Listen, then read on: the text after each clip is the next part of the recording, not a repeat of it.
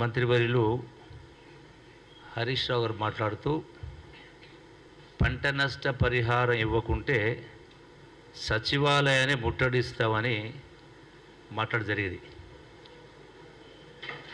10 సంవత్సరాలు రాష్ట్ర ఖజానాను ముట్టడించారు.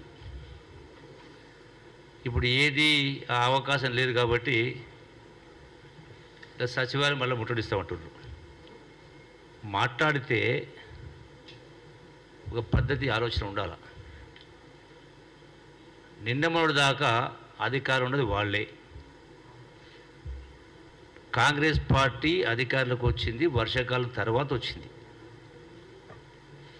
గడచిన వర్షాకాలంలో వచ్చినటువంటి రిజర్వాయర్లో ఉన్నటువంటి నీళ్లు, అది కృష్ణా నదికి సంబంధించినటువంటి జూరాలైనా, శ్రీశైలమైనా, నాగార్జున సాగర్ అయినా, గోదావరి సంబంధించి కాళేశ్వరం ప్రాజెక్టు. మరి నీళ్లు మీరు అధికారులకు వచ్చిన నీళ్ళు ఉన్నాయి కదా, మరి ఎందుకు గత సంవత్సరం ఉదాహరణకు ఒక మహాత్మా గాంధీ కల్వకుర్తి ఎత్తిపోత పథకం లిఫ్ట్ తీసుకుంటేనే 8 లక్షల ఎకరాలు. మళ్ళీ నదిలో నీళ్ళు ఉన్నా కూడా మీరు విద్యుత్ ఉత్పత్తికి రాయలసీమకు నీళ్ళు వెళ్తూ ఉంటే గుడ్ల పగిచ్చి చూసుకుంటూ ఉండి రైతులకు పంటలకు నీళ్లు లేని గతిని సృష్టించింది మీరు. మేము వచ్చినాక వర్షాలు పడ్డాయేమన్నా? వర్షాకాలం వచ్చింది అంటే సీజన్ అయిపోయిన తర్వాత డిసెంబర్ 3కు వచ్చినాం, అది రావడం జరిగింది.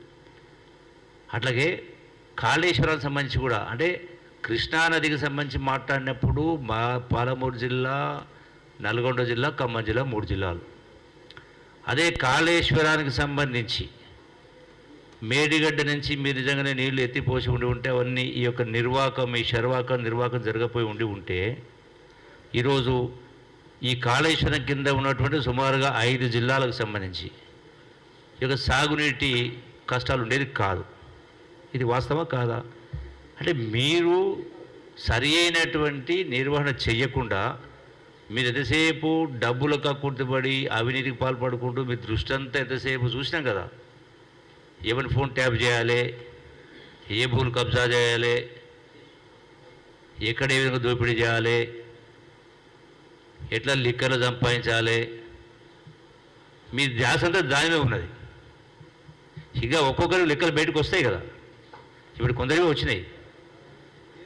మీరు చెయ్యలేక చిరాకు చేసి ఇలా దొంగనట్టుగా ఇలా మేమేదో వర్షాలు కురిపించలేదని, మేమేమో పంటలు ఎండబెట్టామని మాట్లాడుతూ ఉన్నారు. దీనికి సంబంధించి స్పష్టంగా ఎప్పుడైతే మన వడగండ్ల వర్షం కురిచి రైతుల పంటలు నష్టపోయడం జరిగిందో తక్షణమే ముఖ్యమంత్రి గారు స్పందించడం జరిగింది. సంబంధిత వ్యవసాయ శాఖ మంత్రి కూడా అధికారులకు ఆదేశాలు ఇచ్చి వాటిని పంట నష్టం ఎక్కడ జరిగిందో ప్రతి రైతు వారీగా సర్వే నెంబర్ వైజు సర్వే చేసి రిపోర్ట్ చెప్పడం జరిగింది. అది జరుగుతూ ఉంది. మేము కూడా స్వయంగా ఫీల్డ్ పోయి చూసి రావడం జరిగింది. ఆ ప్రాసెస్ కొనసాగుతూ ఉంది, అది కంప్లీట్ కాలేదు. సో ఎప్పుడు ఆ రిపోర్ట్ రాగానే 100% రైతులకు జరిగినటువంటి పంట నష్టాన్ని 100% రైతుల ఖాతాకు జమ చేసే కార్యక్రమం చేస్తాం. ఇప్పుడే ఏదో చేయని విధంగా అంటే ఎంపీ ఎలక్షన్లు వస్తూ ఉన్నాయి కాబట్టి మీరు 4 రోజులకి మరి ఈ రకం ప్రకారం మాట్లాడితే అంటే రాజకీయ లబ్ధి కోసం మాట్లాడతారు. మరి మీరు చెప్పేది మాట్లాడేది రైతుల పక్షపాతిగా గత ప్రభుత్వం ఉన్నట్టయితే అలా హరీష్ రావు అయినా ఇంకోరైనా కేసీఆర్ ఉంటే మరి గడిచిన 10 సంవత్సరాల్లో ఎన్ని సందర్భాలు అంటే అధిక వర్షాలు వచ్చి, తుఫాన్లు వచ్చి, కరువులు వచ్చి రైతాంగం పంట నష్టమైన సందర్భాలు 10 సంవత్సరాలు నాకు తెలిసి సుమారుగా 4-5 సంవత్సరాలు ఆ పరిస్థితి ఉండింది. మరి ఒక్కరోజైనా మీరు రైతాంగానికి పంట నష్టం ఇచ్చినరా, ఇన్పుట్ సబ్సిడీ ఇచ్చినరా? పోని గతంలో రైతాంగానికి పంట నష్టం జరిగితే అది కరువు వచ్చినా, వరదలు వచ్చినా ఇన్సూరెన్స్ చేసేది.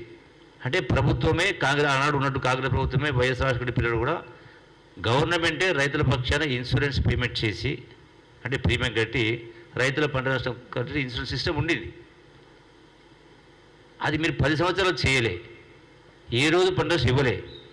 ఇలా ఏదో మాట అనకూడదు కానీ ఏదో మోసానికి ఎత్తుకున్నట్టుగా ఉంది, సామెత ఉంది. ముందు నాకు జ్ఞాపకం లేదు కానీ ఇలా ముందే మీరు అరుస్తూ ఉన్నారు.